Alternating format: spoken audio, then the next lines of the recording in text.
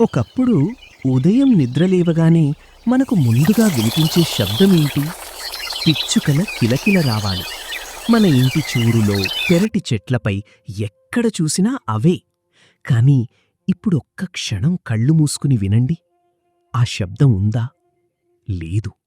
ఆ చిన్న పక్షులు ఎక్కడికి వెళ్ళాయి? గాల్లో కలిసిపోయాయా? లేక మనమే వాటిని అంతం చేశామా? ఇది కేవలం ఒక పక్షి కథ కాదు. ఒకప్పుడు రాజ్యాలను కుదిపేసిన, కోట్ల మందిని ఆకలితో చంపేసిన ఒక భయంకరమైన పిచ్చుకల అంతర్ధానం వెనుక ఉన్న ఆ చీకటి నిజాలు తెలిస్తే బహుశా మీరు ఈ రాత్రి ప్రశాంతంగా నిద్రపోలేరు. ఈ డాక్యుమెంటరీలో ఆ భయంకరమైన మిస్టరీని ఛేదిద్దాం. ఒకప్పుడు మన ఇళ్లల్లో ఉదయం నిద్రలేవగానే వినపడే మొట్టమొదటి శబ్దం పిచ్చుకల కిలకిల రావాలి. ఆ చిన్న పక్షులు మనలో ఒక భాగంగా ఉండేవి. ఇంటి చూరులో, వెంటిలేటర్ల మీద, చెట్ల కొమ్మలపై ఎక్కడ చూసినా అవే కనిపించేవి. కాని ఇప్పుడు ఆ శబ్దాలు ఏమయ్యాయి? ఆ పక్షులు ఎక్కడికి వెళ్ళాయి? అకస్మాత్తుగా మన పరిసరాల నుండి అవి ఎందుకు మాయమయ్యాయి? ఇది కేవలం ఒక పక్షి కథ కాదు, మన కళ్ల ముందే జరుగుతున్న ఒక భయంకరమైన పర్యావరణ విధ్వంసానికి సంబంధించిన కథ. ఈరోజు మనం పిచ్చుకల అంతర్ధానం వెనుక ఉన్న భయంకరమైన నిజాలను తెలుసుకోబోతున్నాం. ఇవి మాయం కావడానికి కారణమేంటి? మనం చేస్తున్న తప్పులేంటి? ఇవన్నీ ఒక మిస్టరీలా అనిపిస్తాయి. అయితే ఇది కేవలం మన ఊహ కాదు, ప్రపంచవ్యాప్తంగా శాస్త్రవేత్తలను భయపెడుతున్న ఒక కఠోర సత్యం. ఒకప్పుడు గుంపులు గుంపులుగా తిరిగే ఈ పక్షులు ఇప్పుడు ఎందుకు కనుమరుగవుతున్నాయి? మన భవిష్యత్తును ప్రమాదంలో పడేస్తున్న ఆ కారణాలను ఇప్పుడు విశ్లేషిద్దాం. గతంలో మన ఇళ్ల నిర్మాణాలు పక్షులకు చాలా అనుకూలంగా ఉండేవి. పెంకుటిల్లు, మట్టిగోడలు, పాతకాలపు డిజైన్లు పిచ్చుకలు గూళ్లు కట్టుకోవడానికి ఎంతో సురక్షితమైన ప్రదేశాలనిచ్చేవి. కాని ఆధునిక కాలంలో మనం నిర్మిస్తున్న కాంక్రీట్ అడవులు వాటికి ఏమాత్రం చోటివ్వడం లేదు. అద్దాల భవనాలు, మూసివేసిన అపార్ట్మెంట్ సంస్కృతి వల్ల ఆ చిన్న పక్షులకు గూడు కట్టుకోవడానికి కనీస అవకాశం లేకుండా పోయింది. ఇది వాటి మనుగడకు మొదటి అతిపెద్ద ముప్పుగా పరిణమించింది. వాటి సంతతి దారుణంగా పడిపోయింది. మన ఇళ్లల్లో మార్పులు కేవలం వాటి నివాసాలను మాత్రమే లాక్కోలేదు. మన జీవనశైలిలో వచ్చిన వేగవంతమైన మార్పులు వాటి ప్రశాంతతను కూడా నాశనం చేశాయి.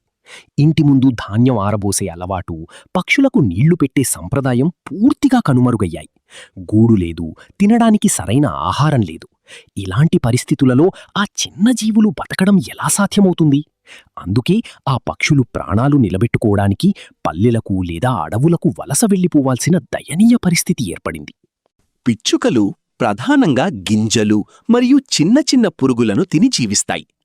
పచ్చని పొలాలు, వ్యవసాయ భూములు వాటికి అతిపెద్ద ఆహార వనరులు.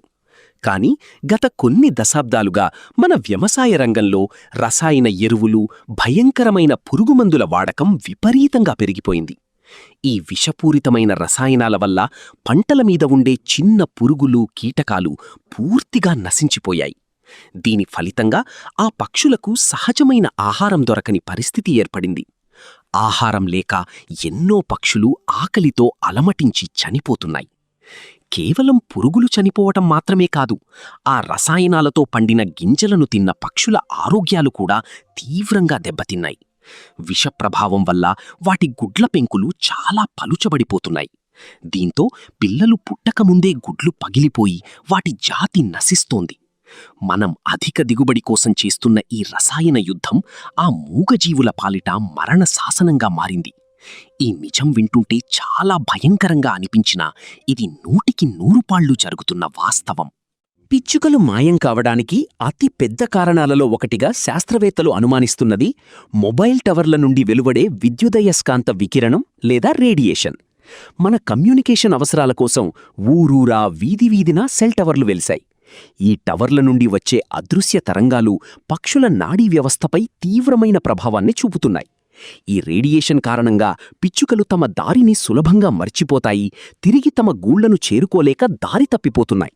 ఇది వాటి పాలిట ఒక సైలెంట్ కిల్లర్.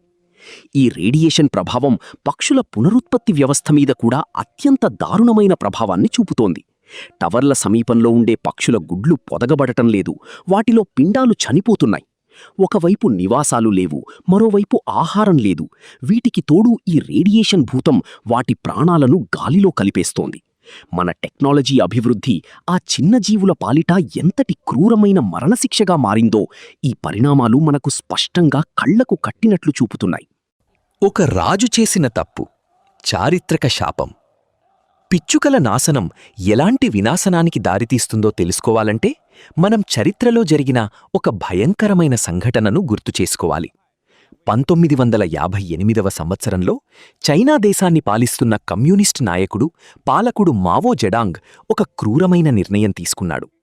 పిచ్చుకలు పంటలను తినేస్తున్నాయని భావించి వాటిని దేశం నుండి పూర్తిగా నిర్మూలించాలని 4 పెస్ట్స్ క్యాంపెయిన్ అనే ఉద్యమాన్ని ప్రారంభించాడు. దేశవ్యాప్తంగా లక్షలాది మంది ప్రజలు కోట్ల సంఖ్యలో పిచ్చుకలను కనికరం లేకుండా చంపేశారు. ఆ పాలకుడి అహంకారం ఒక శాపంగా మారింది. ఆ దేశపు రాజులాంటి పాలకుడి ఆదేశాలతో దేశంలో పిచ్చుకల జాతి దాదాపుగా అంతరించిపోయింది. ఆకాశంలో ఒక్క పక్షి కూడా ఎగరలేని పరిస్థితి వచ్చింది. ఇది చరిత్రలో ఒక చీకటి అధ్యాయం. ప్రకృతిని ఎదిరించిన ఆ దేశ పాలకుడి నిర్ణయం వల్ల భవిష్యత్తులో రాబోయే ఒక పెను విషాదానికి ఆ రోజే బీజం పడింది. పిచ్చుకలను చంపితే పంటలు మిగుల్తాయని అనుకున్న ఆ నాయకుడికి ప్రకృతి ఎంతటి భయంకరమైన గుణపాఠం చెప్పిందో తెలిస్తే మీ గుండెలు నిజంగానే వేగంగా కొట్టుకుంటాయి. పిచ్చుకలు అంతరించిపోయిన మరుసటి సంవత్సరం చైనాను ఒక భయంకరమైన శాపం కమ్మేసింది. పిచ్చుకలు లేకపోవడం వల్ల పంటలపై వాలే మిడతలు, ఇతర కీటకాల సంఖ్య కోట్లాది రెట్లు పెరిగిపోయింది. ఆ కీటకాలను తినే పక్షులు లేకపోవడంతో ఆ మిడతల దండు దేశంలోని పంటలన్నింటినీ సర్వనాశనం చేశాయి. పొలాలన్నీ బోసిపోయాయి. దేశంలో ఒక్క గింజ కూడా పండని భయానక పరిస్థితి ఏర్పడింది. ప్రకృతి తనను నాశనం చేసిన మనుషులపై ఈ విధంగా అత్యంత క్రూరంగా ప్రతీకారం తీర్చుకుంది. ఇది నిజంగా ఒక పీడకల. పంటలు నాశనమవ్వడంతో చైనా దేశంలో గ్రేట్ చైనీస్ ఫ్యామిన్ అనే మహా కరువు వచ్చింది. ఆహారం దొరకక సుమారు 3 కోట్ల మంది ప్రజలు ఆకలితో అల్లాడి ప్రాణాలు విడిచారు. చరిత్రలో ఇది అతిపెద్ద మానవ నిర్మిత విపత్తు. కేవలం ఒక చిన్న పక్షి జాతిని నాశనం చేసిన పాపానికి ఆ దేశం ఎంతటి ఘోరమైన శాపాన్ని అనుభవించిందో ఈ సంఘటన నిరూపిస్తుంది. పర్యావరణ చక్రంలో ఒక చిన్న జీవి ప్రాముఖ్యత ఏమిటో ఇది మనకు గుర్తుచేస్తుంది. చైనా చరిత్రలో అలాంటి ఘోరం జరిగితే మన భారతదేశ చరిత్ర మాత్రం పక్షులకు ఎంతో ప్రాధాన్యతనిచ్చింది. ప్రాచీన కాలంలో మన దేశాన్ని పాలించిన రాజులు, చక్రవర్తులు పక్షుల కోసం ప్రత్యేకంగా చబుత్రాలు లేదా పక్షుల స్తూపాలు నిర్మించేవారు. రాజస్థాన్, గుజరాత్ వంటి రాష్ట్రాల్లో పాత కోటల వద్ద ఇప్పటికీ మనం వీటిని చూడవచ్చు. రాజులు మరియు ప్రజలు రోజూ వాటికి ధాన్యం వెయ్యడాన్ని ఒక పవిత్రమైన విధిగా భావించేవారి. అది మన సంస్కృతిలో భాగం. ఆ బంధం ఎంతో గొప్పది. కాని రాను రాను మనం ఆ గొప్ప సంప్రదాయాలను, పర్యావరణ స్పృహను పూర్తిగా మర్చిపోయాం. ఆధునికత పేరుతో పక్షులను మన ఇళ్ల నుంచి, మన జీవితాల నుంచి తరిమేశాం. ఒకప్పుడు దేవుడి ప్రతిరూపాలుగా, మన కుటుంబ సభ్యులుగా భావించిన ఆ చిన్న పిచ్చుకలను ఈరోజు ఒక అనాథలా వదిలేశాం. చరిత్ర నుండి గుణపాఠాలు నేర్చుకోకపోతే భవిష్యత్తులో మనం కూడా చైనా లాంటి భయంకరమైన విపత్తును, ప్రకృతి శాపాన్ని ఎదుర్కోవాల్సి వస్తుంది. ఈ నిజం మనందర్నీ ఆలోచింపజెయ్యాలి. వెంటనే మేల్కోవాలి.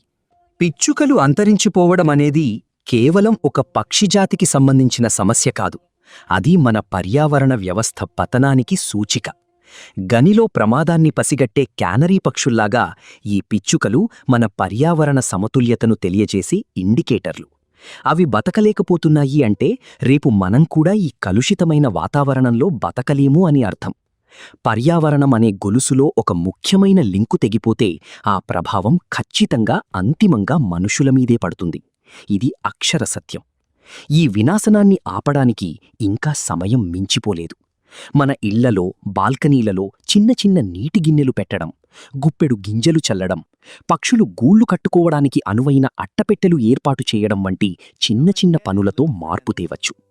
రసాయనరహిత సేంద్రియ వ్యవసాయాన్ని ప్రోత్సహించడం ద్వారా వాటి ఆహార భద్రతను కాపాడవచ్చు. ఆ పిచ్చుకల కిలకిల రావాలు మళ్లీ మన ఉదయాలను పలకరించాలంటే ప్రకృతితో మనం తిరిగి స్నేహం చేయాలి. లేకపోతే ఆ నిశ్శబ్దం మన పాలిట శాపంగా మారుతుంది.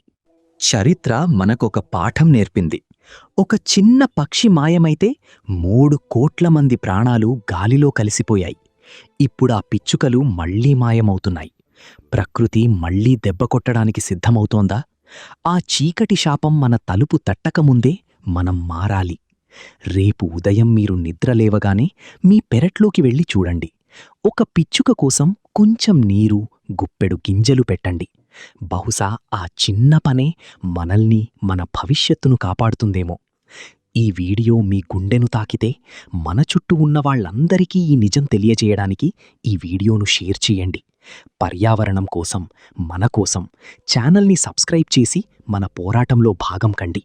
ప్రకృతిని కాపాడుకుందాం.